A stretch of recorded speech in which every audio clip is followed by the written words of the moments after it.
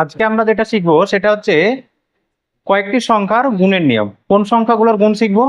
তো মোটামুটি 101 থেকে শুরু করে 109 পর্যন্ত যে সংখ্যাগুলো হয়, তো তাদের মধ্যে যে কোনো দুটো সংখ্যা নিয়ে আমরা গুণ শিখবো। তো এখানে আমরা কয়েকটা সংখ্যা নিয়েছি। 105-এর সঙ্গে 108-এর গুণ, 107-এর সঙ্গে 102-এর গুণ।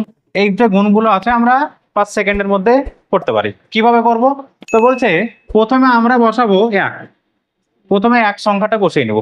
এরপরে এই শেষে যে দুটো সংখ্যা থাকবে, এখানে রয়েছে 5 আর এখানে রয়েছে 8। তো প্রথমে আমরা কি করব, এই 5 আর 8 কে যোগ করব। 5 আর 8 যোগ করলে কত হয়? 13। এরপর আমরা বসাবো এখানটায় 13।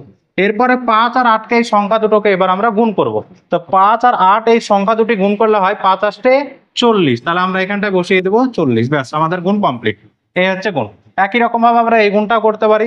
এখানে প্রথমে আমরা একই রকম দেখো 107-এর সঙ্গে 102 কে গুণ করব। তাহলে এখানটা আমরা প্রথমে বসাবো কত? 1 বসিয়ে নিব। এরপরে এই 7 আর এই 2 কে প্রথমে যোগ করব। তো 7 আর 2 যোগ করলে হয় 9। তো 9টা আমরা না লিখে 09 বসাবো, দুটো ঘর মিলিয়ে লিখবো। এরপরে এখানে 7 আর 2 এই দুটি সংখ্যাকে গুণ করব। গুণ করলে কত হয়? 7 আর 2 গুণ করলে হয় 7 দুগুণী 14। এই হচ্ছে গুণ, আমাদের গুণ কমপ্লিট। একই রকম ভাবে আমরা এই গুণটা করতে পারি। প্রথমে আমরা 1 বসাবো, এরপরে 4 আর এই 9 যোগ করলে হয় কত? 13। এখানটা আমরা 13 বসিয়ে দিব। এরপরে 9 আর 4 গুণ করলে কত হয়? 4 9 36। ব্যাস, আমাদের গুণ কমপ্লিট। একই রকম ভাবে এটাও করতে পারি।